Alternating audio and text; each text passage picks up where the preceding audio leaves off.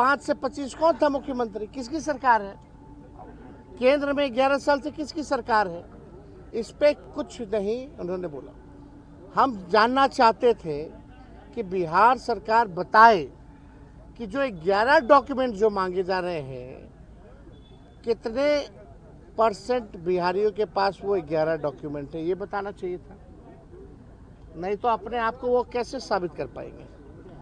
तो डॉक्यूमेंट का एक खेल तो है। और बोला गया कि निष्पक्ष चल रहा है, अंगूठा नहीं मारा जा रहा। क्या वोटरों का साइन बीएलओ नहीं कर रहा? एक जगह बैठ करके हजारों लाखों फॉर्म भरे जा रहे हैं, किसी और का साइन किया जा रहा है, अंगूठा मारा जा रहा है, अपलोड किया जा रहा है। कई वीडियोस हम लोगों ने देख लिए, उदाहरण है, जलेबियां खा रहे हैं लोग, फेंक रहे हैं, कूड़ेदान में फेंक रहे हैं फॉर्म।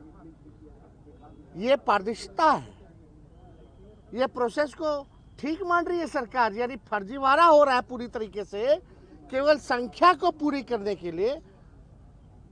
यानी सरकार जो है फर्जीवाड़ा करवा रही है, इसलिए सरकार जो है इलेक्शन कमीशन का जो है पक्ष ले रही है। अब भाई सम्राट चौधरी जी ने तो बिहार का प्लान ही रोक दिया और अपने ही सरकार पे सवाल खड़ा कर दिया, यानी नरेंद्र मोदी जी पर, भारत की सरकार पर सम्राट चौधरी जी ने सवाल खड़ा कर दिया। ये गवर्नमेंट ऑफ इंडिया का जवाब है राज्यसभा का, और ये 1/8/2024 का है। तो आप समझ सकते हैं, इसमें साफ तौर पे ये लिखा है कि लगभग 3 करोड़ लोग, ये लेबर मिनिस्ट्री का जवाब है, 3 करोड़ लोग जो है रजिस्टर्ड हैं, जो बाहर पलायन करते हैं।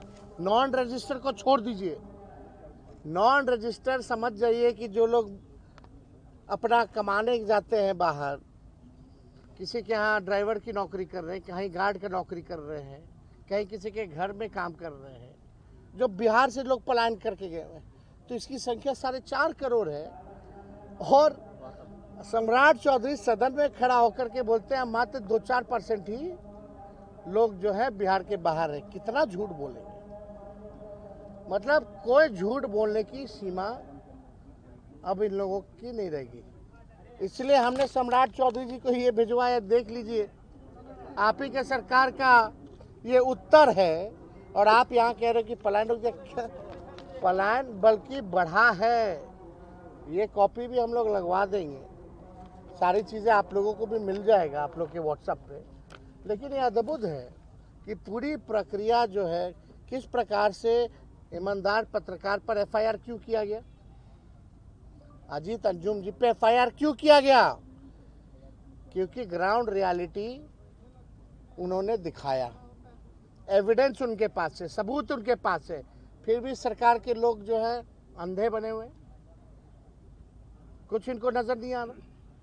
तो ग्राउंड रियलिटी क्या है आप समझ सकते हैं कि सरकार को पड़े ही नहीं है, मालूम ही नहीं कि ग्राउंड में क्या चल रहा है। या तो निश्चिंत है क्योंकि उन्हीं का इलेक्शन कमीशन काम कर रहा है, यही कारण है। कोई उत्तर गोल गोल जलेबी छानना, अरे वो तो हर साल प्रक्रिया चलती है, नाम जोड़ना घटाना, मृत्यु जिसकी होगी तो हर साल जो प्रक्रिया चलती है। लेकिन जो पुनरीक्षण जो हुआ था हर चुनाव से पहले, और फरवरी में जो लिस्ट आई थी उसके बारे में तो चुप। जब फरवरी में आ गया तो इसकी क्या जरूरत पड़ गई अचानक से? ये तो सवाल उठता है, इसका भी कोई जवाब नहीं, डॉक्यूमेंट को लेकर के भी कोई जवाब नहीं। तो इन लोगों के पास कोई उत्तर नहीं था। जो इलेक्शन कमीशन प्रेस नोट भेज रहा था उसी बात को ये लोग दोहराने का काम कर रहे थे। विजय सिन्हा काफी नाराज दिख रहे हैं। नीतीश जी के मंत्रालय में कुछ ऐसे ऐसे मंत्री हैं जो बंदर की तरह कूदते रहते हैं ताकि हाईलाइट रहे, और उनका कोई काम तो है नहीं, केवल चेहरा चमकाना। ना 3 में ना 13 में बार बार कूद रहा आदमी, कोई मतलब है क्या?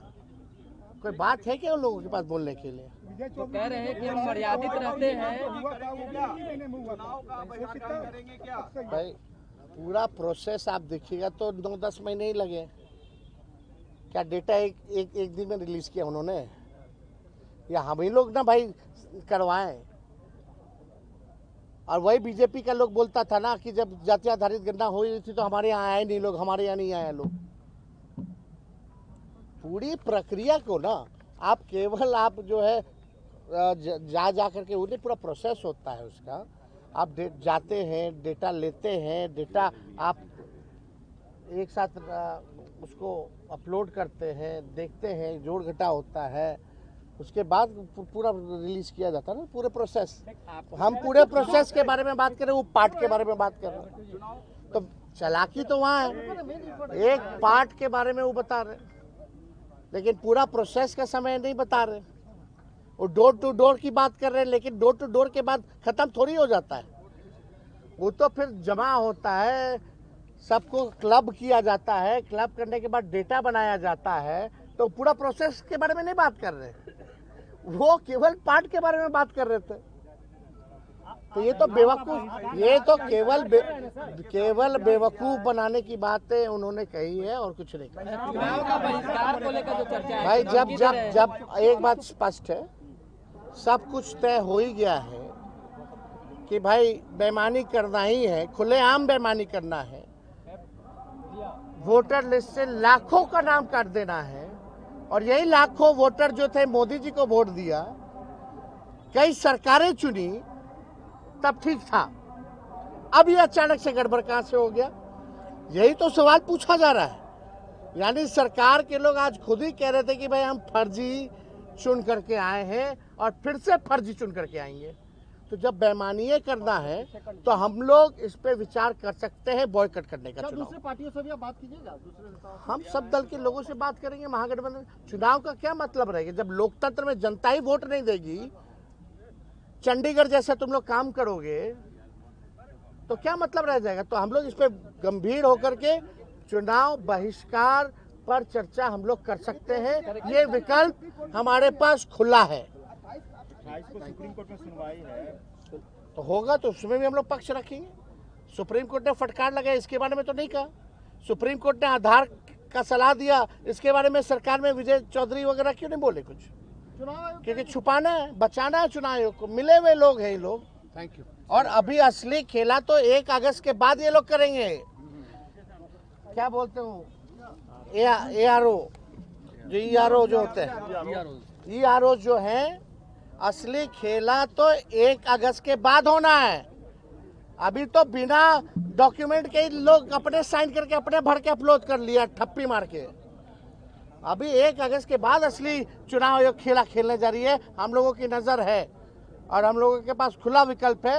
बेईमानी करना है, लोकतंत्र को तुम खत्म कर रहे हो, जनता का, गरीब का अधिकार छीन रहे हो, उसका अस्तित्व मिटा रहे हो, तो चुनाव का क्या मतलब है? ऐसे एक्सटेंशन दे दीजिए सरकार को।